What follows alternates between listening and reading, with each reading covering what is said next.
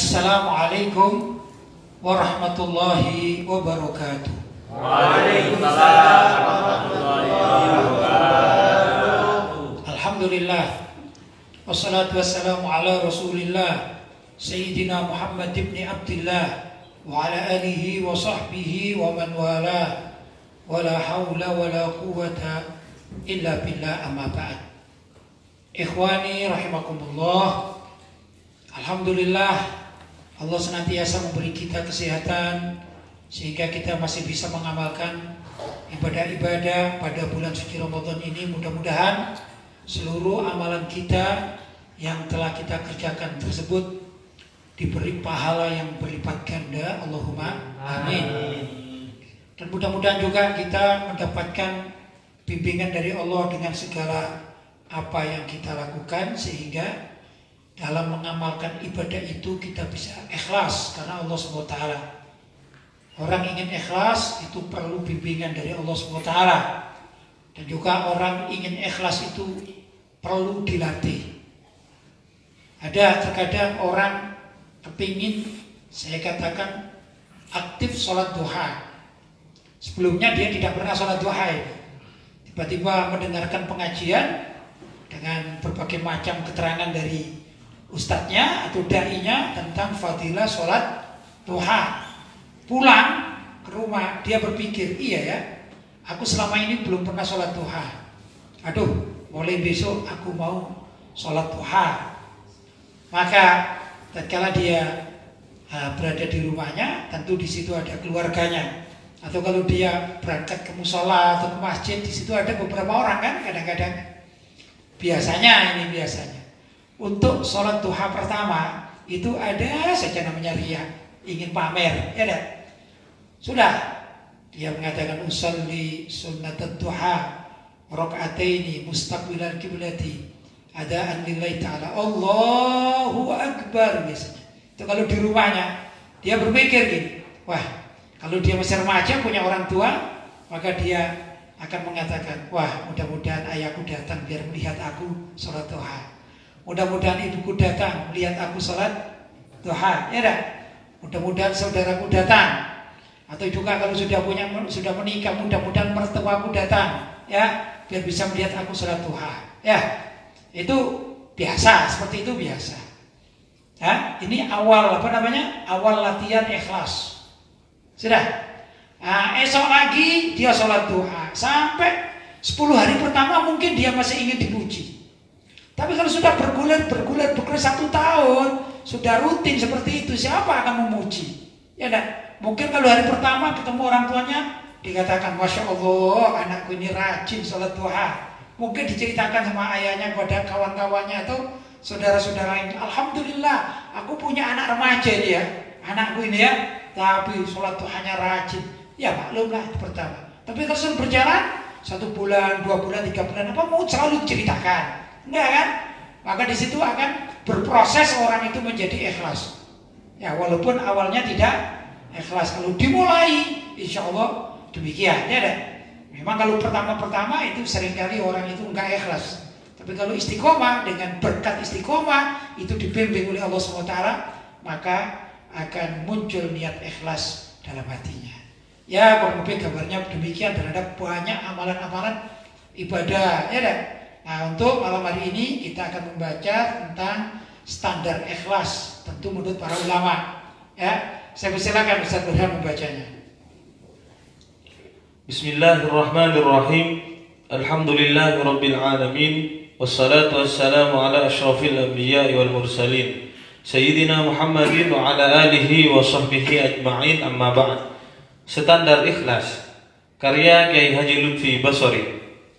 Imam Salim bin Abdullah bin Umar ibn Khattab radhiyallahu anhu berkata, sesungguhnya pertolongan Allah kepada seorang akan disesuaikan dengan niatnya. Siapapun yang ikhlas dalam niatnya, maka pertolongan Allah akan sempurna baginya. Siapapun yang kurang ikhlas dalam niatnya, maka pertolongan Allah akan disesuaikan dengan niatnya itu. Ya, jadi seseorang tergantung dari keikhlasan niat, ya. Maka niat seseorang itu akan membawa keberkahan bagi hidupnya, ya. Nah, ini saya kapan hari itu membaca tulisan ya, karena ada, saya nggak nyebut nama ya, karena ada penyanyi yang meninggal dunia, dia mempunyai karakter sendiri gitu ya. Akhirnya ada orang menganalisa, analisanya juga ya menurut saya sih unik. Saya senang baca analisa. Saya tidak suka musiknya, cuman kalau ada analisa terhadap suatu masalah saya senang membacanya. Sekedar membacanya saja gitu. Katanya begini, kalau ada penyanyi itu lagunya itu sedih terus ya, maka biasanya akan terjadi pada dirinya. Nah ini dia ditulis dalam tulisan itu, beberapa penyanyi-penyanyi yang dulu itu lagu perceraian, akhirnya dia cerai, gitu ya. Lagu dikhianati oleh pacarnya, akhirnya suaminya kawin lagi. Demikian dan seterusnya, ya dah. Nah, tapi ada penyanyi-penyanyi menurut analisa ini, yang dia ini punya karakter. Ya mungkin saya katakan, saya kenal dan saya senang lagunya. Nah, penyanyi namanya Ebit. Nah, Ebit GAD itu kan lagunya ada bagus gitu ya, lurus saja. Jarang lah yang kayak istilahnya yang sedih-sedih, ditinggal pacar terus apa kan gitu. Punya bagus walaupun ada 1-2, tapi karakter yang dia miliki itu karakter dia dalam kehidupan sehari-hari gitu ya. Seperti ada lagunya yang perjalanan ini kan gitu kan ya, ini dengan kawannya ya, gitu-gitulah, bagus-bagus itu. Akhirnya dalam kehidupannya standar-standar saja gitu. Nah barangkali demikian niat. Jadi orang melakukan sesuatu karena niat. Saya tidak menyamakan dengan ini, tapi ternyata niat seseorang itu bisa menentukan jalan hidupnya. Saya niat kepingin jadi ustadz, niat dalam hatinya, insya Allah dia akan jadi ustadz. Ya, tapi kan ada pesantren, ada anak mondok. Saya kepingin jadi kaya, dan niat saya kepingin jadi kaya. Loh kamu ke pesantren, ya dapat barokah. Insya Allah dapat barokahnya pesantren. Akhirnya dia kerja-kerja, ilmu agamanya lupa, tapi bisa kaya dia. Nah, begitulah kurang lebih. Jadi niat seseorang, niat azam, maksudnya azam punya keinginan kuat, itu akan dijabai oleh Allah SWT sebagai doa, begitu. Jelas ya? Jadi kalau niatnya benar, maka dia akan dibimbing menjadi ke arah yang benar. Kalau niatnya salah, naudzubillah, dia akan mengarah kepada perbuatan yang salah. Kurang lebih begitu. Lanjut, Ustaz. Maka harus diketahui bahwa Allah memberi pertolongan bukan karena banyaknya amal-amal kebajikan dan banyaknya doa-doanya, tetapi tergantung dengan keikhlasannya. Iya, jadi Allah SWT akan memberikan pertolongan kepada hambanya tergantung dari keikhlasan. Keikhlasan, namanya ikhlas itu terikat dengan niat. Niatnya ikhlas atau tidak ikhlas. Ya. Saya dulu punya guru saya, Abuya Syed Muhammad bin Alwi Al-Maliki, itu seringkali kan mengatakan man khadam khudim, ya, siapa orang yang berkhidmat maka akan dikhidmati. Ya termasuk saya sendiri itu dulu senang, alhamdulillah diperintahkan oleh Abuya berkhidmat kepada beliau. Ya, apalagi sekarang ini kan pertengahan Ramadan ya, haul beliau ya, sedikit namanya rindu pada guru kan, tidak apa-apa gitu ya. Saya dulu senang khidmat kepada beliau. Kata Abuya, saya lebih senang kepada murid yang berkhidmat, jauh lebih saya senangi daripada murid yang pintar tapi kurang khidmatnya. Saya lebih senang pada yang berkhidmat, itu katanya Abuya Syed Muhammad Alwi Al-Maliki, guru saya. Dengan begitu waktu itu saya niat khidmat sama beliau ya, sebisa-bisanya khidmat apa saja kan gitu ya. Ngaji ya ngaji gitu. Nah niat ikhlas ya, dengan niat ini ternyata berdampak sampai saya dewasa itu. Saya ini alhamdulillah sekali, kalau kepingin ada apa-apa ini kok begini, saya ingin mengkhidmati, berkhidmat di situ. Apa yang saya bisa saya berikan. Jadi terbangun jiwa karena niat dulunya itu dalam ikhlas, belajar ikhlas dengan niat, di situ bab khidmat sampai sekarang saya senang itu. Khidmat itu senang. Ya itulah, itu namanya ada arah ke sana dibimbing oleh Allah SWT. Yang kedua, kata Abuya, man khadam khudim, ini juga peribahasa yang umum di kalangan orang-orang ahli ilmu. Man khadam khudim, siapa orang yang berkhidmat suatu saat akan dikhidmati. Setelah saya dewasa juga samping saya masih khidmat. Waktu abah saya ada, saya khidmat. Sekarang pun kalau ada pertemuan-pertemuan alumni Abuya, alumni Mekah itu, saya niat khidmat, apa yang saya bisa kasih di situ ya. Apa yang ya, kalau pikiran-pikiran, kalau tenaga-tenaga dan lain sebagainya. Di masyarakat juga begitu, saya ingin berkhidmat. Tapi dengan demikian Allah SWT memberikan satu hal yang unik itu. Saya beberapa kali di mana-mana ada orang khidmat sama saya. Man khadam khudim. Lah yang khidmat-khidmat itu kalau dia ikhlas, maka akan dibimbing oleh Allah SWT pada jalan yang bagus. Kelak dia akan mendapatkan penghormatan dari Allah SWT melewati orang-orang yang berkhidmat pada dirinya. Begitulah. Nah ini tanpa melihat. Jadi saya nanti kalau begini minta begini, kan begitu. Allah sendiri yang akan mengirim gitu ya. Namanya dibimbing oleh Allah SWT. Lanjut Ustaz. Nabi Muhammad sallallahu alaihi wasallam bersabda kepada sahabat Sayyidina Mu'adz ibnu Jabal, "Ikhlaskan amal kebajikanmu meskipun hanya sedikit, maka engkau akan diberi pahala yang banyak." Ya, kalau amal perbuatan, kalau ikhlas walaupun amal perbuatan itu sedikit, kalau ikhlas maka akan diberi pahala yang banyak ya. Tapi kalau ada orang amal perbuatannya itu banyak tapi dia itu tidak ikhlas, dia pamer-pamerkan di mana-mana ya nggak dapat, itu tinggal sedikit kan gitu ya, berkurang. Yang paling baik gimana? Amal perbuatannya banyak dan ikhlas, ini paling baik. Ya, lanjut. Baik niat maupun ikhlas adalah pekerjaan hati yang menjadi standar bagi diterima tidaknya amal ibadah seseorang. Ya, saya katakan ini ikhlas, niat itu pekerjaan hati ya. Lanjut. Berbeda dengan hukum halal atau haram, maka syariat Islam hanya menerapkannya terhadap sesuatu yang zahir dan kasat mata. Ya, kalau hukum halal dan haram, orang ini mencuri, tidak mencuri, itu kan kaitan halal dan haram. Tidak bisa dikatakan saya niatnya tidak mencuri kok, saya niatnya menyelamatkan, tidak bisa. Karena untuk hukum halal dan haram itu tergantung dari zahirnya pekerjaan, sesuai dengan syariat atau tidak sesuai. Tapi kalau amal yang tadi itu ya, mau berkhidmat, mau yang lain-lain, mau memberikan sedekah, itu tergantung dari ikhlas tidaknya niat, mau sholat. Tapi kalau urusan jinayat itu bab hukum ya, pidana, tidak bisa, ikhlas-ikhlasan tidak bisa. Ya, harus lihat dari sesuatu itu statusnya bagaimana menurut hukum syariat. Karena al-Islam yahkum bil dhahir. Islam itu menghukum yang dhahir-dhahir. Oh, dhahirnya kamu mengambil di lemari kawanmu berarti mencuri kamu, begitu dhahirnya. Ya dah. Bukan atau habis mencuri kan? Lah, bukan gitu. Saya nggak lihat mencuri apa, menyelamatkan. Oh ya nggak bisa. Jelas ya? Lanjut Ustaz. Bahkan jika ada seseorang yang berbohong di depan pengadilan, namun ia mampu menunjukkan bukti-bukti bagi pengakuannya, sekalipun bukti-bukti yang dimilikinya itu hakikatnya adalah palsu, namun jika tampak secara zahir adalah benar, maka pengadilan Islam pun tetap akan memenangkannya, karena hukum Islam itu dibangun atas perkara-perkara yang zahir atau kasat mata. Ya, saya katakan begini, ada dua ustadz ini, Ustadz Hadi dengan Ustadz Burhan sebagai contoh aja. Misalnya ya, Ustadz Burhan hutang uang kepada Ustadz Hadi, sudah ya, hutang uang 10 juta, perjanjiannya 10 hari dikembalikan misalnya. Setelah 10 hari diminta, ini tanpa bunga, ini sesuai dengan syariat, ya dah. Setelah 10 hari diminta sama Ustadz Hadi, mana uang saya 10 juta ya. Ternyata Ustadz Burhan mengatakan, saya nggak pernah, nggak pernah hutang sama kamu gitu. Masalahnya Ustadz Hadi nggak nyatat, nggak ada bukti. Ya, akhirnya sudah tidak bisa, urus pengadilan. Ya, ke pengadilan. Sudah, kebetulan mau berangkat ke pengadilan, Ustadz Burhan ini bikin coret-coretan gini. Saya tidak pernah hutang 10 juta. Sudah, selesai. Akhirnya pengadilan sudah. Maka ditanya Ustadz Hadi, gimana kok bisa kamu kesini? Iya, ini Ustadz Burhan ini utang saya 10 juta. Ya dah. Saksimu, ya tidak ada saksi, saya kawan akrab kan begitu kan. Nah kamu gimana? Loh, saya berani bersumpah bahwa saya tidak pernah hutang. Ya dah, sudah akhirnya bersumpah. Kamu berani bersumpah? Sumpah pakai Al-Quran misalnya. Nah, wallahi saya tidak pernah hutang sama teman saya Hadi. Ya, sudah. Itu pengadilan. Kalau saya hakim, saya menangkan dia sesuai dengan sumpahnya. Ya dah, begitu. Walaupun yang bener ini Ustadz Hadi kan, uangnya Ustadz Hadi, ya kan? Ini gak ngaku kan gitu kan.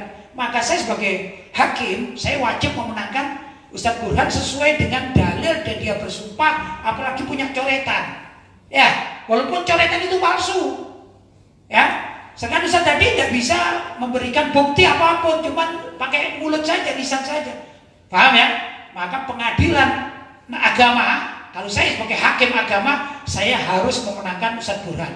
Walaupun misalnya saya tahu bisikan dari luar, ya dah, bisikan bahwa memang benar. Misalnya gini, Ustadz Burhan punya kawan, ya kawannya jual handphone, harganya 10 juta misalnya, ya saya dapat bocoran katanya gini, ya itu sebenarnya kemarin itu habis beli ke saya handphone harganya berapa? 10 juta.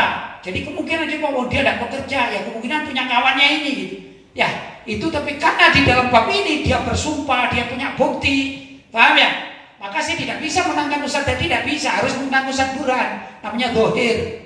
Al-Islam yahkum bil dohir. Adapun sesungguhnya orang yang menang di pengadilan seperti tadi sifatnya, itu sungguh dia telah menggunakan rompi atau menggunakan baju ya, atau toga, itu goyang untuk wisuda-wisuda itu dari api neraka. Begitu. Menang di dunia belum tentu menang di akhirat. Begitu. Ini karena apa? Islam yahkum bil dohir ya. Lanjut Ustaz. Adapun bagi si pembohong yang dimenangkan itu sejatinya telah dipersiapkan oleh Allah baju kebohongan dari neraka yang kelak akan dikenakannya sejak ia menghuni makam kuburannya hingga kelak saat menghadap Allah Subhanahu wa taala di hari pembalasan. Ya, seperti saya terangkan ya, dilanjut Ustaz. Menurut sebagian para ulama, tingkat ikhlas ada 3 macam yang dapat diilustrasikan sebagai ikhlas kelas VIP. Kelas VIP. Yang dapat diilustrasikan sebagai ikhlas kelas VIP atau eksekutif, kelas bisnis terhormat, dan kelas ekonomi sederhana. Ini bahasa saya ya. Jadi ikhlas itu ada kelas VIP ya, kelas super ya, VIP luar biasa. Kemudian kelas bisnis ya tengah-tengah lah, sedang-sedang saja ya. Atau yang terakhir kelas ekonomi. Ya kalau orang jualan ekonomi itu pedagang asongan lah gitu ya biasanya. Jadi kalau saya gambarkan misalnya gampangnya itu ya, kalau VIP itu ibarat orang berbisnis, bisnisnya itu bisnis hotel, jual beli hotel, nah itu VIP. Ya, sudah. Terus kedua kelas bisnis, dia jualan di hotel, bisnis di hotel, bukan jualan hotel. Ya, bukan jualan makanan, tapi kelasnya kelas hotel kan ya, restoran yang besar kan gitu. Nah, itu kelas bisnis. Tapi kalau kelas ekonomi, jualan ini di jalan-jalan kayak gitu-gitu ya, kelas ekonomi namanya ya.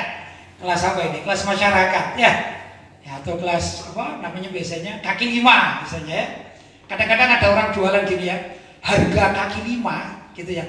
Rasa restoran gitu ya, rasa restoran gitu ya, rasa VIP ya, kayak gitu ya. Lanjut Ustaz. Pertama, ikhlas berkelas VIP, yaitu ikhlasnya para nabi dan rasul. Ya, ikhlasnya para nabi dan rasul saya beri nama ikhlas VIP. Apa itu? Lanjut. Serta para sahabat dan tabi'in, yaitu mereka beramal hanya karena Allah semata tanpa berharap sesuatu balasan di dunia. Tanpa berharap sesuatu balasan di dunia maupun akhirat, namun semata-mata hanya beramal karena Allah. Ya, beramal karena Allah SWT, tidak usah mikir-mikir yang aneh-aneh. Seperti Sayyidina Abu Bakar As-Siddiq gitu ya, masalah percaya kepada Nabi ya dah. Dan kalau Nabi pulang dari Isra dan Mi'raj, yang menurut orang kafir kan nggak masuk akal. Masa Isra Mi'raj sampai ke ke Palestina, Mekah Palestina jauh ya dah.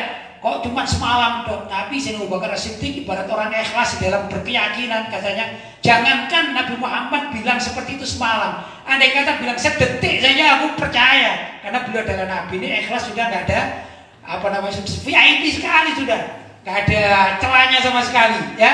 Itu lanjut Ustaz. Kedua, mana? Belum kedua. Contohnya saat sahabat Thauban mengadu kepada Rasulullah SAW bahwa jika diperbolehkan maka dirinya lebih senang hidup di Madinah yang setiap saat dapat bertemu dan bersua bersama Rasulullah SAW daripada hidup di surga jika tempatnya harus berjauhan dari tempat Rasulullah SAW. Inilah cinta murni yang sangat ikhlas kepada Rasulullah SAW. Subhanallah, Sayyidina Thauban itu sedih, suatu saat sedih gitu ya.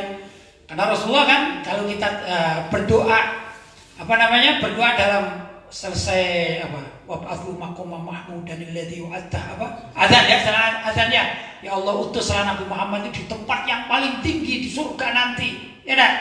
Ya, tempat al-maqam al-mahmud, tempat yang sangat tinggi itu adalah Nabi yang menghuni di di sana. Sayyidina Thauban ini sedih gitu. Tanya, kenapa kamu sedih gitu?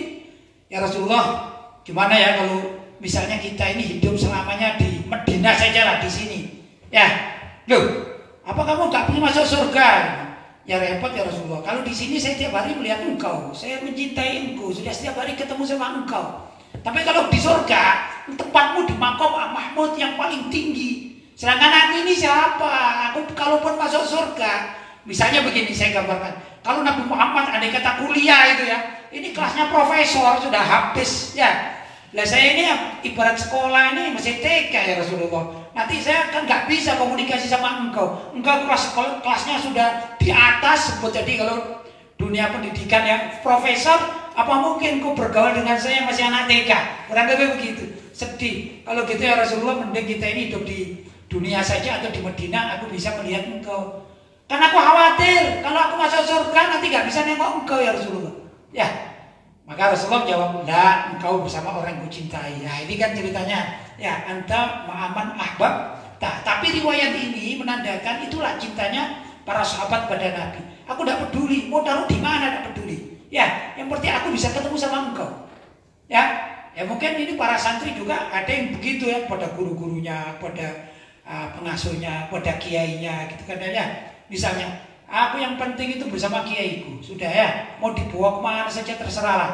Mau di sini, mau di sana, mau pindah tempat, mau tetap mau ini. Yang penting aku ini cintakan aku tidak. Katanya Ustadz Mukmin, kapan hari itu saya tanya Ustadz Mukmin, orang yang baik itu mencari pondok. Saya konsultasi sama Ustadz Mukmin. Kalau misalnya mempunyai anak ya Ustadz Mukmin, kalau misalnya saya menyekolahkan anak saya, gitu ya, sebaiknya mencari pondok atau mencari kiai, gitu ya. Ya itu yang pengasuh lagi.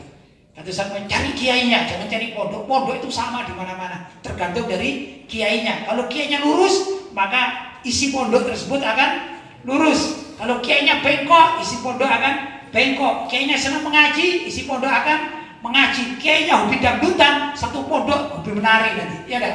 Hobi joget. Nah, itu tergantung dari kiainya. Barangkali begitu gambarannya ya. Lanjut Ustaz. Kedua, ikhlas berkelas bisnis, yaitu ikhlasnya seseorang yang beramal ikhlas karena Allah, namun tetap berharap agar diberi pahala dan ampunan bagi dosa-dosanya, serta berharap agar kelak dimasukkan ke dalam surga. Ya, seperti kita ini kan kadang gitu. Kita ikhlas. Di antara kita ini ikhlas, masya Allah, tapi tetap berharap mudah-mudahan aku masuk surga. Gak tahu di surga ini kelas berapa, gak tahu. Yang penting aku bisa masuk surga. Ya dah. Nah gitu. Jadi ada harapan, ya, ada harapan lain gitu ya. Lanjut Ustaz.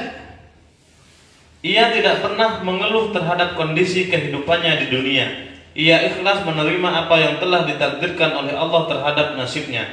Saat mendapatkan kenikmatan, ia bersyukur dan menambah ibadahnya. Sedangkan jika menemui kesulitan, ia bersabar dan tidak mengeluh kepada siapapun kecuali hanya berdoa kepada Allah. Subhanallah, harapan cuma masuk surga, ya.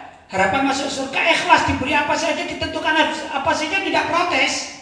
Tidak protes, maka ikhlas dia, masya Allah. Cuman kalau Sayyidina Thauban itu kan ingin senantiasa bersama Nabi Muhammad, kan kali ini tidak.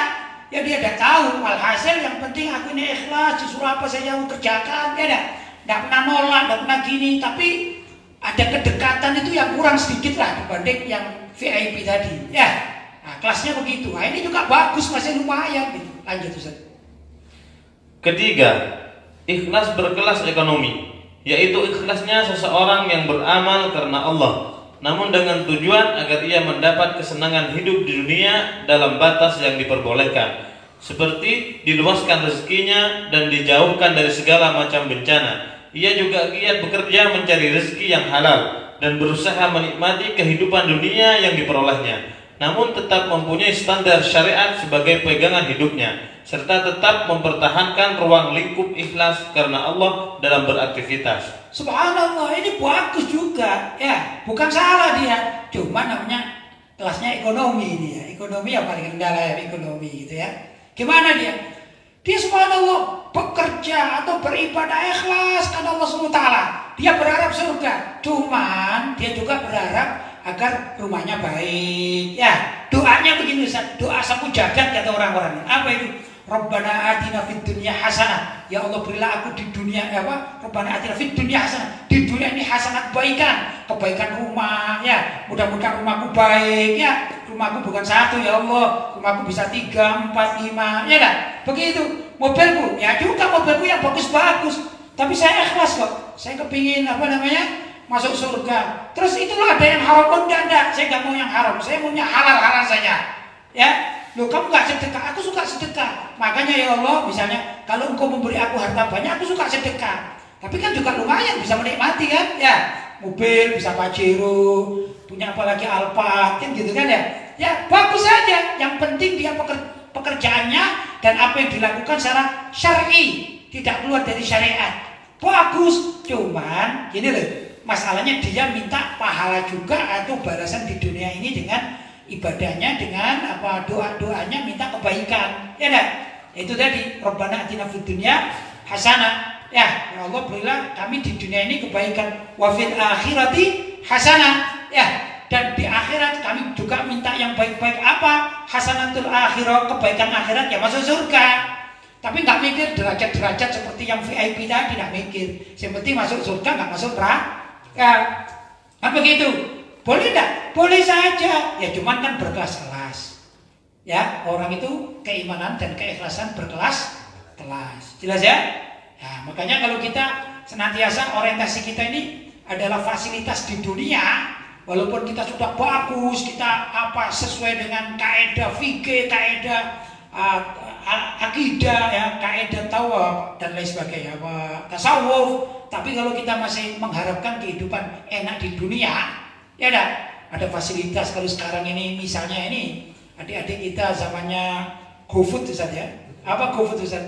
Gojek yang jual beli food makanan itu ya, yang enak. Saya ini alhamdulillah di pondok, alhamdulillah sholat saya lengkap, saya tidak pernah bolos ya. Tapi kalau lapar, ding ding ding ding ding, tidak misalnya apa GoFood dikirim makanan. Kamu ini halal kok, saya tahu. Ini jualannya loh tetangga saya, aman ini gitu. Bahkan dari ayah saya ini gitu. Iya, gak apa-apa. Artinya secara hukum halal. Kalau memang makanannya makanan baik. Cuman ini kelasnya kelas ekonomi ini, ikhlasnya. Kenapa? Masih suka suka mencari kehidupan kenikmatan dunia itu. Walaupun kenikmatan dunianya yang benar-benar aman dari kemaksiatan. Jelas ya? Itu tingkatan lain. Lanjut Ustaz. Adapun selain yang tersebut di atas, maka semua amalan seseorang itu dapat digolongkan sebagai amalan riya atau pamer yang sangat tercela di hadapan Allah Subhanahu wa taala. Ya, jadi selain yang tadi ada pertama paling rendah ikhlas kelas ekonomi, tengahnya kelas bisnis, atasnya VIP. Selain itu kebanyakan ada riya, ya dah, ujub, pamer yang kadang-kadang kalau dia beramal tidak dapat pahala, mengeluarkan sesuatu dan atau tenaga atau apa tapi tidak dapat pahala karena niat pamer, riya dan lain sebagainya. Itu penyakit hati kan gitu ya. Maka mudah-mudahan kita sebagai thalibul ilmi ya dah, minimal kita sudah bisa mendapatkan minimal itu ya keikhlasan kelas ekonomi. Apalagi kita akan bersyukur kalau kelas ikhlas kita kelas bisnis ya, tambah bersyukur lagi ya kalau kita bisa meraih keikhlasan tingkat VIP. Mudah-mudahan yang seperti itu akan dikumpulkan ma'an nabiyyin wasiddiqin wasyuhada wassalihin wa hasuna ulaika rafiqa dzalikal fadlu minallahi wa kafa billahi alima. Mudah-mudahan hidup kita capek ya. Alhamdulillah. Sudah selesai Ustaz. Jadi kita lanjutkan kalau ada pertanyaan. Silakan. Alhamdulillah, ini sudah ada beberapa pertanyaan yang telah masuk pada kami Pak Kiai. Pertanyaan pertama dari hamba Allah dari Tangerang. Assalamualaikum warahmatullahi wabarakatuh. Waalaikumsalam warahmatullahi wabarakatuh. Semoga hidayah dan inayahnya selalu menaungi Kiai, keluarga serta para santrinya. Amin. Afwan, izin bertanya Kiai. Kami mendapatkan gambar meme yang mempermasalahkan bacaan Shadaqallahul Azim setelah membaca Al-Quran yang dianggap bid'ah. Sedangkan yang sunnah mengucapkan Subhanallahumma wa bihamdika La ilaha illa anta astaghfiruka wa atubu ilaik. Mohon uraiannya Kiai, terima kasih. Baik. Kalimat Shadaqallahul Azim di fatwa bid'ah. Bid'ahnya bid'ah apa itu? Bid'ah sesat gitu ya. La haula wala quwata illa billah. Banyak orang mufti-mufti semacam ini ya. Gak bener itu saya. Masa kalimat Shadaqallahul Azim aja bid'ah sesat masuk neraka yang melantunkan bagaimana kori-kori nasional internasional mulai zaman dahulu kala ya. Itu kori-kori itu kan bahkan ditirukan oleh siapa saja kan sering kan? Ya. Habis akhir ayat mengatakan Shadaqallahul Azim. Apa begitu?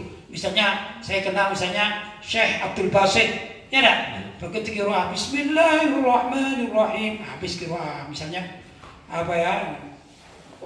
Al-asri innal insana lafi khusrin alladziina aamanu wa 'amilus shalihati wa tawassaw bil haqqi wa tawassaw bis sabr. Misalnya wa tawassaw bis sabr. Shadaqallahul Azim. Terus kita datang, Syekh, kamu di neraka bid'ah. Masa begitu, Ustaz? Emang surga neraka milik kakeknya apa gitu ya?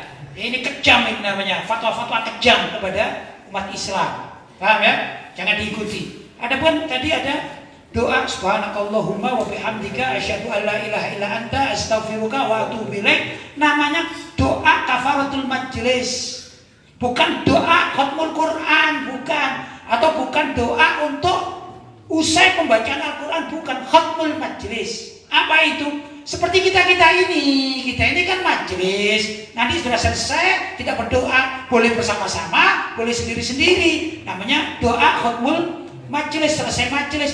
Majlis itu apa? Majlis bisa membaca fikih, sirah nabawiyah, sholawat, atau juga membaca Al-Quran. Membaca Al-Quran misalnya malam ini kita membaca Al-Quran selesai kita ucapkan subhanakallahumma wa bihamdika asyhadu an la ilaha illa anta astaghfiruka wa atubu ilaik. Jadi itu doa umum ya. Kalau itu dikatakan setiap habis baca Quran bukan Shadaqallahul Azim, tapi ini juga ngaco juga ini. Ya, gak cocok dengan hadisnya, gak cocok. Itu namanya doa setiap habis majlis. Nah majelis ini isinya kan banyak, bisa baca Quran, ya, bisa diskusi. Setelah itu barulah baca subhanakallahumma wa bihamdika dan seterusnya. Ya. Adapun Shadaqallahul Azim itu dari mana sih asalnya? Dari Nabi Muhammad SAW. Dulu pernah suatu saat Nabi Muhammad itu khutbah, ya, sudah selesai khutbah, tiba-tiba cucu beliau Sayyidina Hasan dan Sayyidina Husain waktu masih kecil, ya dah. Dan Nabi itu sayang betul, cinta betul pada cucunya. Ya dah. Sudah. Akhirnya tatkala beliau di atas mimbar, sudah, kemudian cucunya ini turun. Cucunya turun, kedua cucunya. Itu enggak tega sih. Rasulullah enggak tega, enggak bisa. Rasa cintanya pada cucu ini menyebabkan beliau turun dari mimbar. Ya, beliau turun dari mimbar. Langsung dirangkul ya, kalau orang sekarang langsung dirangkul, dicium, dipeluk gitu ya. Ada rasa kerinduan sangat kepada cucunya, padahal cucunya ya nggak jauh-jauh, tapi namanya rasa cinta gimana sih? Kan gitu kan? Udah lah, waktu merangkul cucunya beliau sambil mengatakan Shadaqallah, itu saya. Shadaqallah, sungguh benar apa yang difirmankan oleh Allah. Apa itu difirmankan? Innama amwalukum wa auladukum fitnah. Sesungguhnya hartamu dan anak cucumu itu fitnah. Misalnya kalau diterjemahkan, aku ini sedang dalam keadaan khutbah, lihat cucuku nggak kuat aku. Gitu ya. Akhirnya aku turun, aku peluk. Fitnah sebenarnya, inilah fitnah. Tapi di situ ibrahnya Rasulullah mengatakan Shadaqallah, Maha Suci Allah. Sekarang Maha Suci Allah boleh nggak ditambah Shadaqallahul Azim? Allah Al-Azim boleh nggak? Boleh saja kan. Tapi yang memulainya siapa tadi? Rasulullah Shallallahu Alaihi Wasallam. Kalimat Shadaqallah, ya dah. Nah itu karena ada ayat innama amwalukum wa auladukum fitnah. Jadi kalimat Shadaqallah itu mengikut sabda Nabi itu, kalimatnya itu. Masa dikatakan sesat? Naudzubillah min. Nah, jangan begitulah. Kalaupun itu misalnya tidak langsung dikerjakan oleh Nabi, itu namanya, kalau saya mengistilahkan namanya sunnah hasanah. Ahlussunnah wal Jamaah mengatakan bid'ah hasanah. Ya, kalau kalimat sunnah hasanah yang memulainya dulu siapa? Itu mengikuti lafaz hadis. Man sanna fil islami sunnatan hasanah, sunnah yang hasanah. Man sanna, siapa yang memulai sesuatu fil islami, dalam Islam itu sunnatan hasanah, sunnah hasanah ya. Kalau dalam bahasa lain Ahlussunnah wal Jamaah mengatakan bid'ah hasanah mengikuti kalimatnya Sayyidina Umar Ibn Khattab radhiyallahu ta'ala anhu, nikmatil bid'atu hadihi, kalimat nikmatil bid'atu hadihi, maka dijadikan istilah bid'ah hasanah. Ya boleh saja, nggak salah itu ya dah. Tapi ini orang yang mengatakan sadaqallahul azim pertama kali itu mendapatkan kebaikan karena memang benar. Masa kalau ayat-ayat Allah, ya ayat-ayat Allah dibaca, Qul huwallahu ahad, terus kita katakan bohong, ya murtad kita. Kalau Qul huwallahu ahad, sadaqallahul azim, maha suci Allah, benar yang difirmankan oleh Allah. Ya benar kalimat ini. Ya enggak? Maka tidak ada namanya sadaqallahul azim ini bid'ah sesat, bukan. Yang mengatakan yang sesat. Yang mengatakan itu bid'ah sesat, itulah yang sesat. Gak cocok dengan apa yang diajarkan oleh para ulama Ahlussunnah wal Jamaah. Jelas ya? Begitu Ustaz. Lanjut, ada pertanyaan berikutnya dari hamba Allah dari Banten. Mohon izin bertanya kembali Pak Kiai terkait sholat isyraq. Bolehkah sholat isyraq dikerjakan secara berjamaah dan niat sholatnya itu duha atau isyraq? Kemudian bolehkah setelah subuh berjamaah itu saya melanjutkan zikirnya di rumah, kemudian sholat isyraq di rumah, atau dari selesai subuh harus berzikir terus, tidak boleh ada jeda sampai matahari terbit? Dan yang terakhir, apakah sholat awabin itu sama dengan sholat duha juga? Terima kasih. Ya, jawab yang kedua dulu pertanyaannya masalah zikir ya. Zikir itu sunnah, nggak zikir itu tidak apa-apa. Jadi nggak usah takut. Misalnya ada hajat di rumah misalnya, ya entah itu suami, kalau ini ibu-ibu misalnya suaminya segera berangkat, atau ayahnya sakit, atau anaknya menangis ya, atau kalau ini bapak-bapak ini ibunya keburu karena ada satu hal yang penting sekali, misalnya belanja karena apa dan pokoknya darurat, ya nggak harus ikut zikir di masjid, nggak harus, nggak wajib itu, boleh ditinggal, dilaksanakan dengan berjalan ke rumahnya boleh, ya dah. Cuman masalah afdol tidak afdol, maka yang paling afdol zikirnya berjamaah di masjid. Masalah afdol saja, bukan halal haram, boleh jadinya. Bahkan tak zikir itu nggak dosa, ya dah. Tapi kurang baik itu ya yang pertama. Yang kedua, sholatul isyraq. Nah ini ada perbedaan pendapat di kalangan para ulama. Sholat isyraq itu sholat apa? Sholat apa? Ada yang mengatakan sholat isyraq itu sama dengan sholat duha. Ya, ada yang sama. Ada yang mengatakan berbeda. Sholat isyraq sendiri, sholat duha sendiri. Karena Nabi SAW pernah melaksanakan sholat isyraq, yaitu pada saat matahari sempurna terbit, maka beliau ini sholat isyraq namanya. Kalau niatnya nawaitu sunnatal isyraqi rakaataini mustaqbilal qiblati lillahi ta'ala. Begitu. Ya dah? Hah? Oh, kenapa itu? Maaf. Usolli ya, maaf ya. Usolli sunnatal isyraqi ya. Usolli sunnatal isyraqi rakaataini mustaqbilal qiblati lillahi ta'ala. Itu salat isyraq ya. Nah, waktu itu Nabi juga setelah matahari agak sedikit tinggi tapi sebelum zuhur, beliau juga sholat. Maka sebagian para ulama mengatakan ini sholat duhanya Nabi. Ya, jadi Nabi pernah sholat isyraq di waktu yang sama, siangnya agak sholat duha. Ada yang mengatakan demikian, isyraq sendiri, duha sendiri. Atau ada yang mengatakan, oh enggak, memang para ulama berbeda pendapat. Oh, sholat isyraq itu adalah sholat duha yang didahulukan. Ya, habis sholat isyraq dianggap selesai, nanti nunggu sholat duha. Boleh, enggak apa-apa.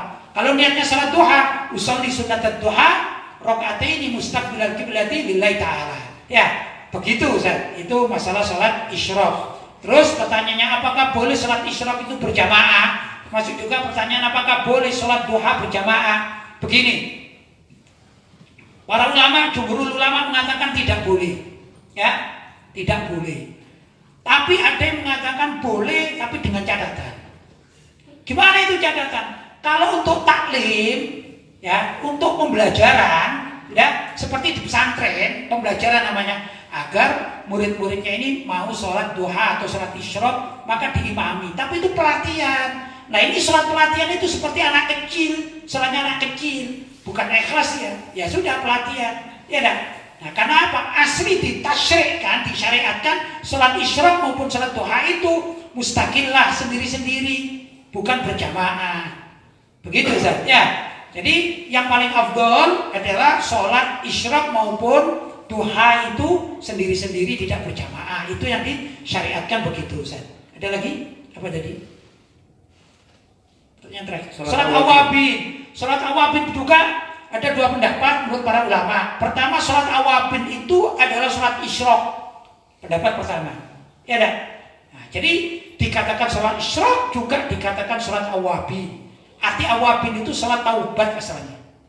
Innahu awwab. Awwab itu orang yang suka kembali kepada Allah, yaitu bertaubat. Nah, salat isyraq dianggap salat awabin, salatnya orang yang senang bertobat. Itu pertama pendapat. Dan ini kuat juga. Yang kedua, salat awabin itu dikatakan salat bainal maghrib wal isya, ya. Antara maghrib dengan isya dikatakan salat awabin. Ya dah. Jadi perbedaan pendapat tidak masalah. Ya, bila perlu dijamak salat. Wong nanya penamaan saja kan itu ya, penamaan saja. Ya salat isyraq dinamakan awabin, salat ba'dal maghrib sampai isya mau berapa rakaat itu, 2 rakaat itu juga dikatakan awabin, terserah. Boleh-boleh saja. Ya dah. Begitulah menurut para ulamanya, perbedaan pendapat ada masalah. Enggak masalah. Saya contohkan Ustaz. Ini di Indonesia ini nama makanan aja ya. Ini aneh-aneh, kadang saya nggak paham itu. Ada bakso, ya, ada bakso atau pentol bakso, ada namanya cilok, ya, ada namanya cimol. Saya juga nggak paham itu. Kadang-kadang rasanya sama itu ya. Oh, ini kok gini? Oh iya, kalau ditotolkan pakai ini namanya bakso. Kalau ada kuahnya namanya bakso atau pentol bakso. Jual pentol bakso karena dikasih kecap atau apa. Tapi kalau dikasih bumbu merah misalnya, ini adalah cilok, ya. Padahal sama saja. Oh, itu makanan Indonesia, saya kira gitu ya. Jadi nama besarnya apa? Makanan Indonesia. Nama kecilnya apa? Terperinci. Ada pentol, ada cilok, ada cimol, dan kalau ada cici apalagi nanti mungkin akan bermekaran itu ya. Begitu Ustaz. Ya sama saja. Yang penting itu bukan makanan berat, namanya makanan ringan, tapi namanya itulah makanan Indonesia. Jelas ya? Jadi makanan Indonesia ini kalimat saya katakan itulah sholat awabin. Isinya apa? Ada mengatakan isyraq, ada mengatakan duha, ada mengatakan sholat ba'dal maghrib sama apa? Antara maghrib dan isya. Begitu dan seterusnya. Jelas? Baik.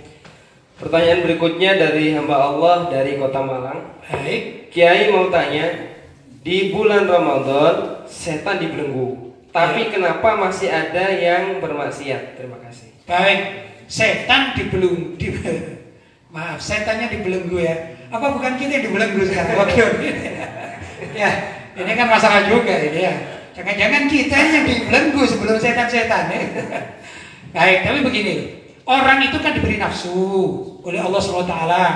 Inna nafsala ammaratun bisu. Sesungguhnya nafsu itu selalu mengajak pada keburukan. Kan begitulah. Setan itu tugas utamanya itu cuma manas-manasi. Ya, saya ibaratkan begini, kalau mobil ya, mobil ada sopir, ada kenek. Ya, ada sopir, ada kenek yang ikut ya. Nah, pembantunya gitu ya. Sopir itu bagian nyupiri, itu kita itu yang punya nafsu itu, kita. Kenek itu bagian manasi. Ya, dipanasi dulu, membantu gitu ya. Kalau ada penumpang suruh naik, itu kenek. Itu juga bermakna dia. Ibarat keneknya itu seperti setannya, lah kitanya seperti sopir. Kita punya nafsu. Ya dah. Keneknya ini kebetulan setan, dia bagian manas-manasi kita. Kalau nafsu kita ini dipanasi, akhirnya jadilah bermaksiat. Ini gara keneknya di dalam diri kita itu. Jelas ya? Seperti itu fungsinya setan itu. Ya. Karena setan itu banyak mencari teman. Kenapa mencari teman? Dia sudah divonis masuk neraka. Dia terima. Baik, ya Allah, kalau aku divonis masuk neraka, aku terima. Tapi aku mau cari teman deh. Ya sudah, kamu cari teman. Siapa temanmu itu? Anak cucu Adam. Yaitu manusia. Itulah yang dipanas-panasi terus dipengaruhi begitu. Jadi dalam tubuh manusia ini kan ada namanya nafsu kan? Ya nafsu itu yang terus dipanasi. Nah sekarang gimana? Setan itu sudah dibelenggu, kok masih ada? Lah ini karena nafsu yang dimiliki si manusia itu lebih tinggi, lebih berat daripada akal pikirannya sehingga dia terbawa arus ini nafsunya. Begitu Ustaz. Ya. Jelas? Baik, lanjut. Pertanyaan berikutnya dari hamba Allah dari Kota Malang. Pertanyaannya, orang yang berpergian dengan jarak dan syarat tertentu boleh tidak berpuasa. Pertanyaannya, afdol puasa atau tidak? Syukran. Ya, namanya rukhsah. Saya katakan rukhsah. Rukhsah itu diizinkan. Sudah ya? Sekarang misalnya kalian wajib mengaji. Ramadan tidak libur. Nah, itu ya. Maka kewajiban para santri mengaji karena dipesan di sini peraturannya Ramadan tidak libur. Sudah ya? Maka ada tulisan kecuali yang sakit. Kecuali yang sakit ya. Ya, yang sakit boleh pulang. Nah, yang sakit ini namanya beri rukhsah. Tapi kalau sakit masih bisa ditahan, tidak berat, kan lebih baik di pesantren daripada di rumah. Kalau di rumah kan masih pulangnya, ini apalagi kena lockdown, belum tentu di sana ini dan itu kan gitu ya. Demikian juga musafir atau orang sakit. Selagi dia masih mampu puasa Ramadan, maka lebih baik puasa dia. Tapi kalau mengambil rukhsah tidak berdosa. Walaupun naik pesawat enak, sini Jakarta enak, cuma 1 jam.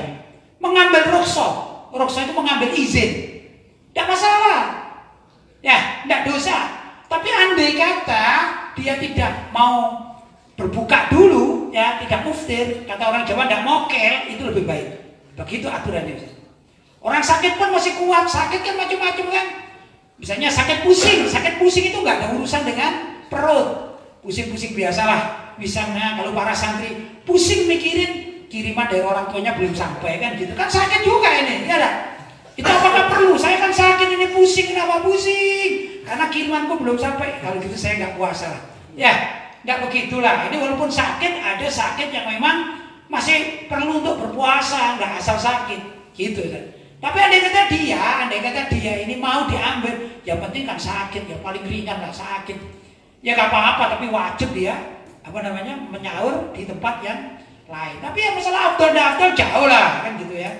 Ada orang kena tangannya ini, ya kena biasanya itu kena duri sedikit, cik, aduh sakit, alhamdulillah aku udah puasa. Karena sakit, ya nggak begitulah, ya dah, itu terlalu namanya, jelas ya. Jadi musafir kalau masih bisa berpuasa lebih baik berpuasa, begitu saja. Pertanyaan berikutnya dari hamba Allah dari Kota Pasuruan. Bagaimana perbedaan dalam 4 madhab mengenai mimpi basah atau junub di saat berpuasa pada siang hari? Mohon penjelasannya. Begini, kalau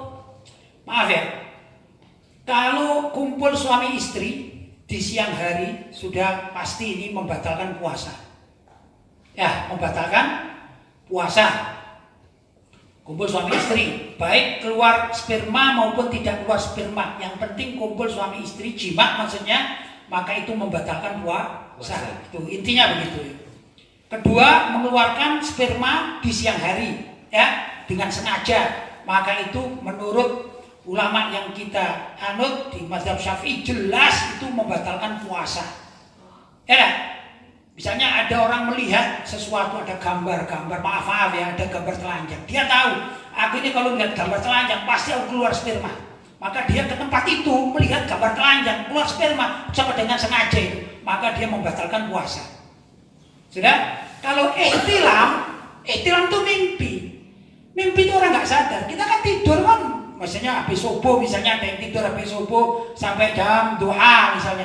Ada yang tidak begitu, habis zuhur ya sampai asar kan gitu kan. Atau mungkin bahkan ada yang pagi bekerja sampai asar, kemudian ngambil waktu menjelang menjelang buka, dia tiduran sejenak untuk melepas lelah hingga tertidur. Nah itu tidurnya orang puasa ya waktu-waktu itu ya, antara batas subuh sampai menjelang maghrib. Waktunya tergantung situasi sendiri-sendiri. Ada orang yang puasa tapi sakit, saya sudah tidur aja lah mulai pagi, hanya sakit dia tapi mempertahankan puasa. Loh, kadang-kadang di saat tidur di siang atau pagi hari waktunya puasa, tiba-tiba orang ini mimpi basah, ya mimpi keluar sperma. Bagaimana? Itu ajma'al ulama ya semua mazhab itu mengatakan tidak membatalkan puasa. Kenapa? Karena nggak ada toko, bukan kemauan. Jadi kalau tadi suami istri jima melakukan persetubuhan itu ada niat namanya, ya ada kemauan namanya. Ada orang mendatangi gambar pornografi dan dia tahu, misalnya orang yang memang nafsunya besar, melihat gambar aja tiba-tiba dia sudah keluar itu inzal, keluar sperma. Dia ke situ berarti dia niat namanya, ya. Maka keluar spermanya membatalkan puasa, sengaja dia. Tapi kalau mimpi gimana sih orang tidur? Kadang-kadang orang tidur itu ya nggak tahu mimpi apa gitu ya. Begitu Ustaz. Boleh saya cerita Ustaz ya? Boleh ya? Ya mudah-mudahan ini cerita yang baik ya, cerita terkait demikian juga ini. Tapi bukan puasa. Saya ini dulu pernah waktu saya di Mekah ibadah di pesantren. Itu kawan-kawan ini senang qasidah Ustaz. Yang masih saya ingat itu lagu qasidah. Ini lagi apalagi saya ingat di Mekah terus ini ingat Abuya Maliki ya. Jadi saya boleh nostalgia kan? Ya. Itu yang saya ingat itu ada lagu salah satunya lagunya begini. Ingat depannya saja Ustaz, sudah lama Ustaz 30 tahunan ya. Lupa aja. Lagunya begini. Nahnu man asyraqa fina hadayu rabbil alamina. Begitu Ustaz depannya itu ya. Lupa depannya itu aja ya pokoknya. Nahnu man asyraqa fina hadayu rabbil alamina. Dan seterusnya, saya lupa. Saya bukan munsyid ya, jadi ya lama dan menyanyikan itu ya, melakukan. Tapi itu qasidah. Qasidah itu baik, masya Allah isinya baik. Waktu kawan-kawan pertama mendengarkan lagu itu dicatat oleh kawan-kawan karena banyak orang Syria, munsyid-munsyid Syria yang datang ke Abu Yazid Muhammad Al-Maliki ke pondok kami di Mekah. Akhirnya kita mendapatkan tulisan, akhirnya kita belajar kan, seneng ya. Lagu lagi viral gitu kata orang Jawa, lagu viral. Semua orang ingin melakukan ya, seperti lagu Siti Aisyah itu kan viral, semua orang kepingin melakukan kan gitu. Saya pun walaupun saya bukan munsyid, saya tidak punya suara yang indah, tapi terpengaruh juga. Akhirnya saya belajar, saya catat lagu itu, saya lakukan walaupun dengan suara yang terbatas, bukan itunya. Nah, karena senang, jadi pagi saya nyanyikan, ya saya qasidahkan, siang itu sampai setengah hafal waktu itu, sudah. Subhanallah di antara demikian tiba-tiba ini malam hari atau siang hari pokoknya saya tidur ya saya mimpi subhanallah mimpinya aneh, mohon maaf ini mimpinya aneh. Seperti saya ini jalan ke atas bukit, mungkin gambarannya kalau di Indonesia lagu naik ke puncak gunung itu gambarannya ya, tinggi sekali kan, kiri kanan kulihat saja apa banyak pohon cemara mas strawberry, kalau di TV dulu strawberry kan. Intinya ya itu kan gambaran indah gitu. Tapi saya lagunya ini nahnu man asyraqa fina hadayu rabbil alamin. Itu lagu yang saya sendiri nyanyikan dengan sendirian jalan, bagus pemandangannya saya lihat itu. Terus di salah satu perjalanan ya saya akan lupa sedikit apa itu, sebelah kanan atau sebelah kiri ada pintu besar raksasa. Pintu ini saya lihat dalam mimpi itu ya. Sudah sampai di depan pintu itu saya menengok begini ya, ternyata itu pintu surga. Menurut keyakinan saya pintu surga. Subhanallah, saya ini kaget, loh ini ternyata pintu surga ya, namanya mimpi kan ya. Dan bangun Ustaz, melihat nikmatnya melihat pintu surga itu, bangun saya bangun itu, subhanallah saya lemes, tak sadar sudah lemes.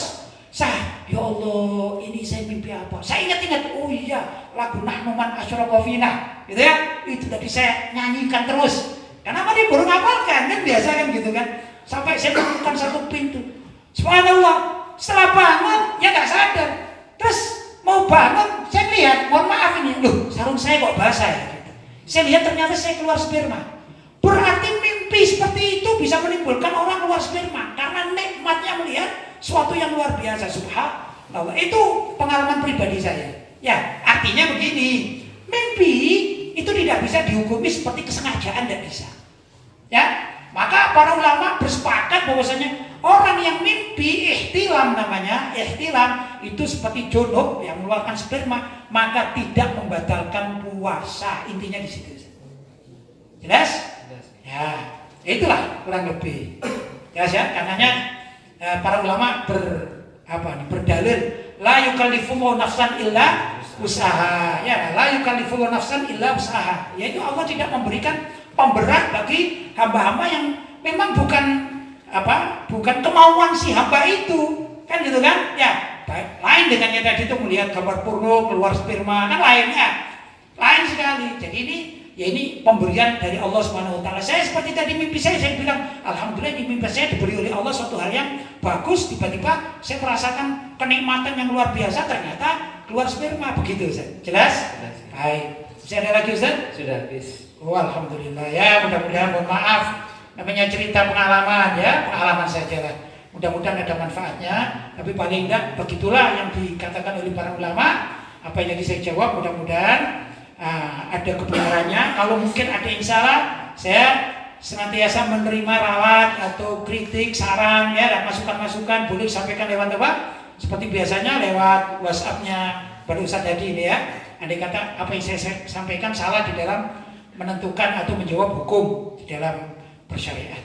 Barangkali itu yang dapat saya sampaikan. Mudah-mudahan ada manfaatnya. Hadza ma aqulu lakum wal afu minkum. Wassalamualaikum warahmatullahi wabarakatuh. Waalaikumsalam.